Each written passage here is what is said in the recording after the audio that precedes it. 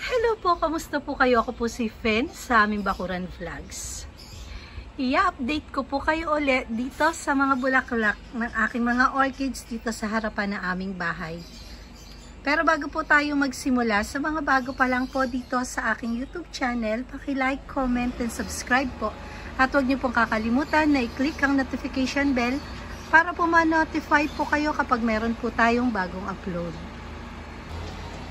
2 weeks ago po, in-update ko na po kayo dito sa mga bulaklak na to.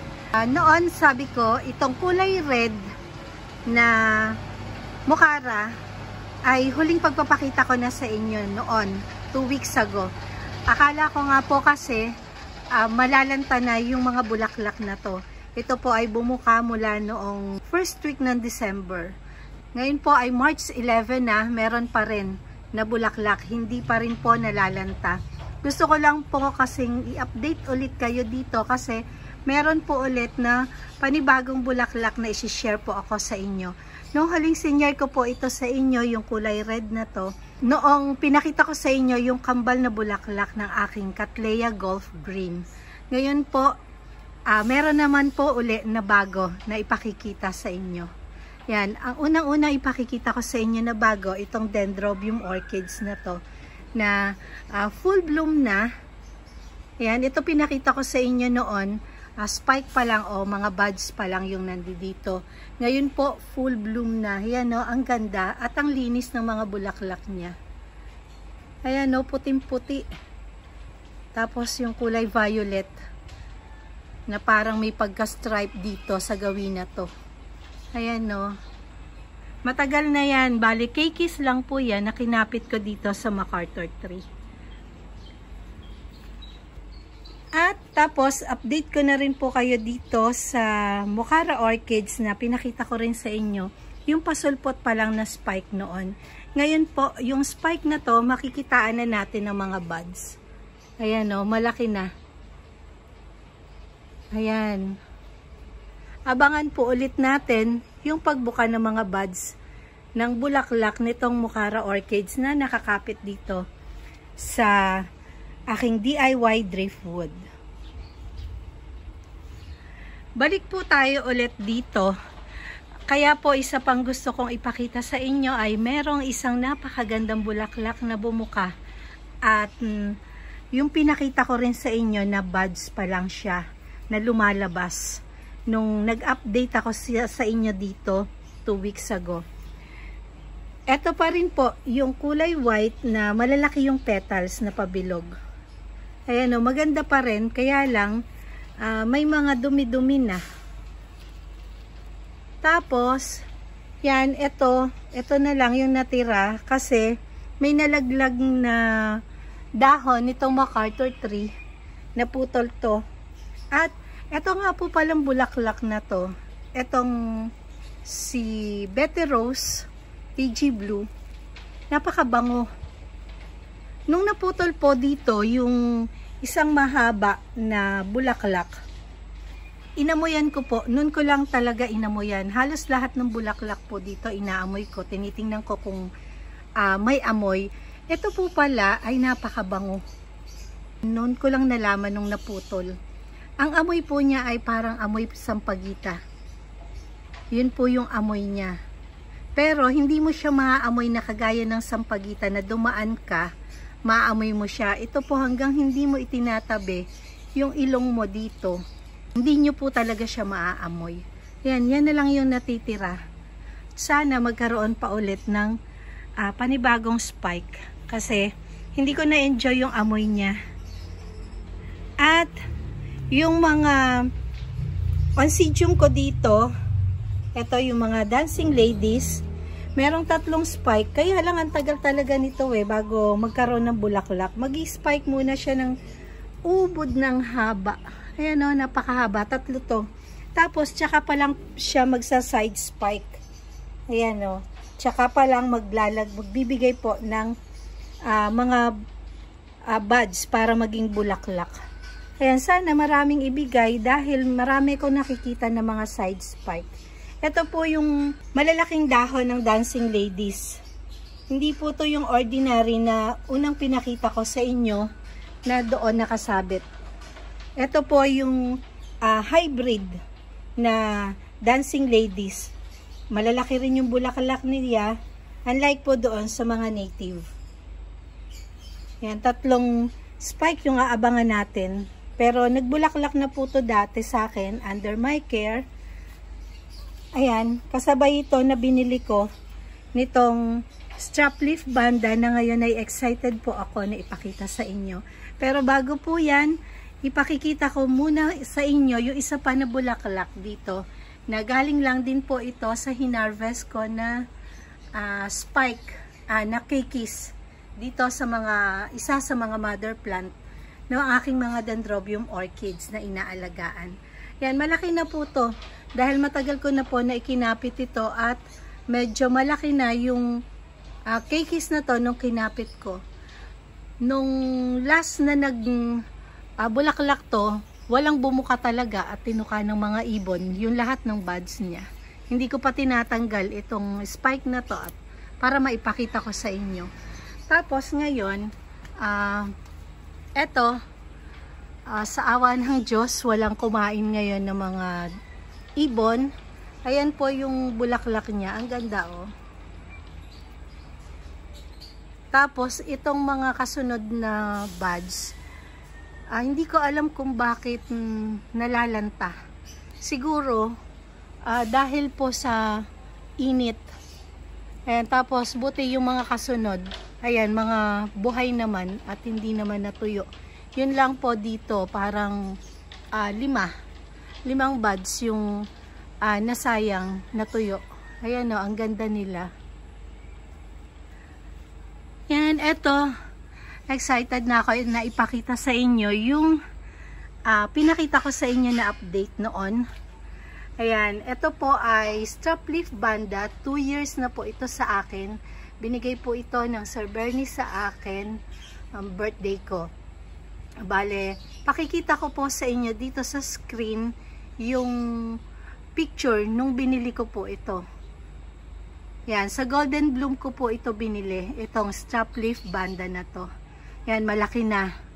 Yung ugat nga po niya, kumapit na dito sa pader, kaya hindi ako makapag-selfie ng ayos. Hindi ko maitanggal yung alambre para mahawakan ko at makapag-selfie. Pero kahit pa paano, nagawa ng paraan yung pagse-selfie dito sa aking strap leaf banda na bumuka.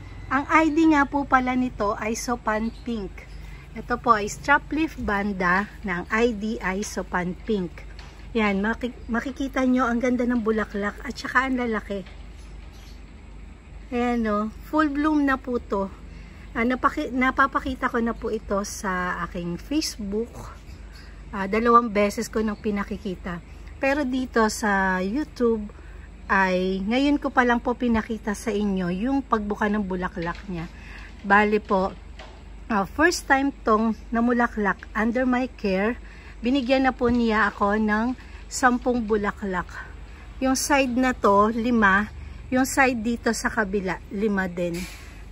Kaya lang mahirap tingnan dahil katabi na ng pinaka bakod namin. Ayan no, ang ganda. Tingnan nyo. O, diba? Ang buong akala ko talaga, hindi ko kayang magpabulaklak ng strap leaf banda. Kaya po, ang strap leaf banda ko, 4 na piraso pa lang po. Pero 3 variety lang ito. Dahil etong Sopan Pink na yan, ito yung pinaka baby niya. Nakuhanan ko siya ng kikis. Ito naman, nagre-recover pa rin hanggang ngayon. Wala pa rin bagong ugat. Sana makarecover. Ayan. Ang ID nitong isa na to ay ayan, nabura na. Ayan o.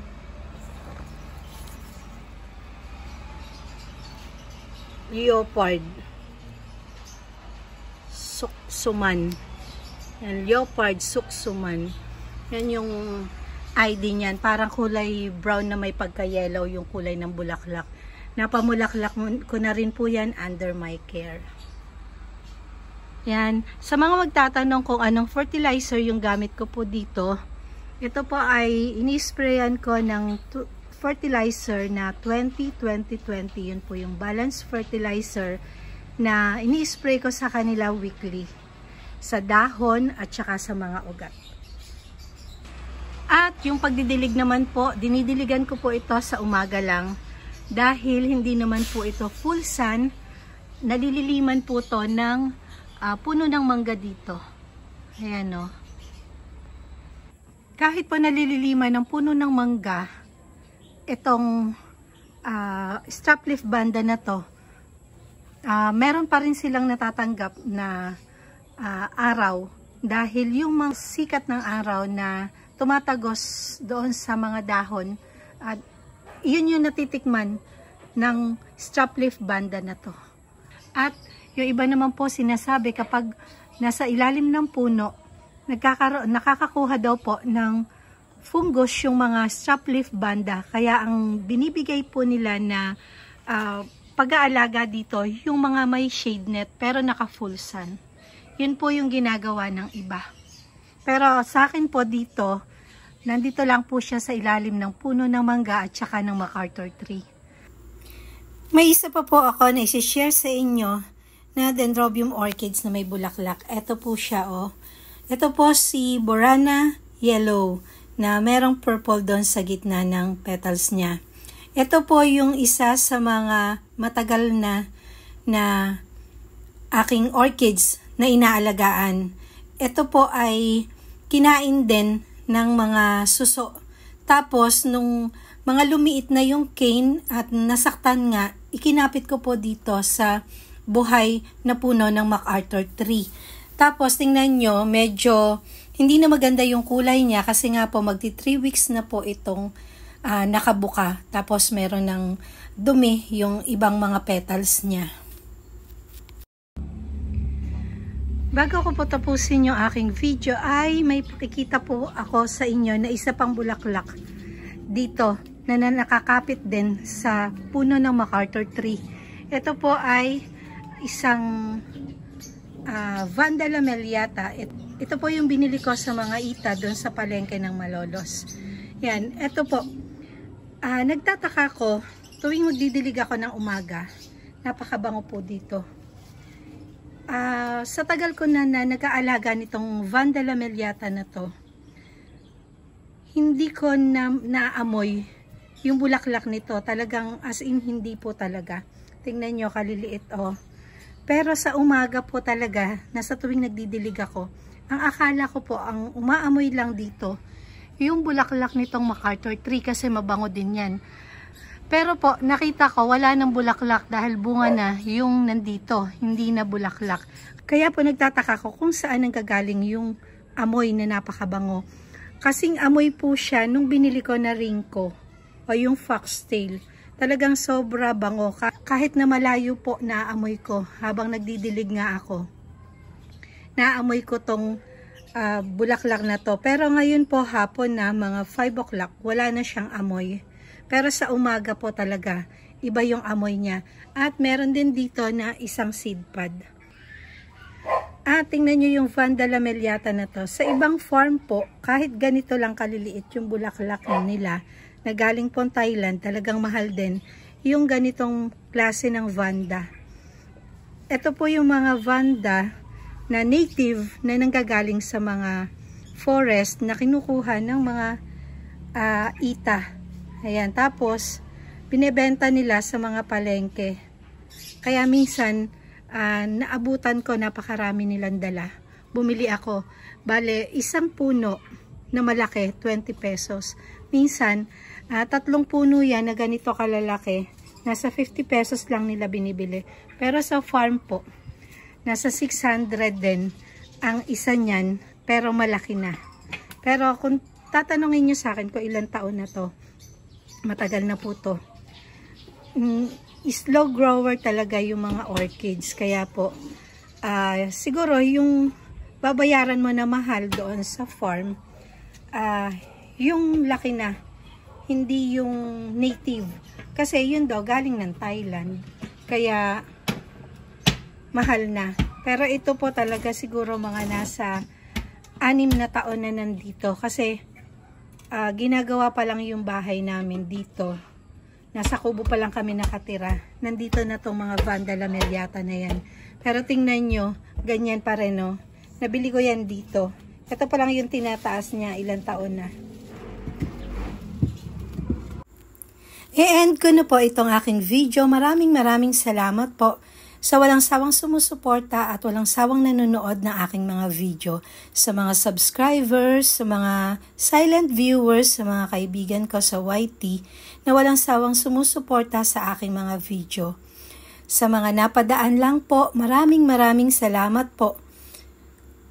Keep safe everyone. God bless.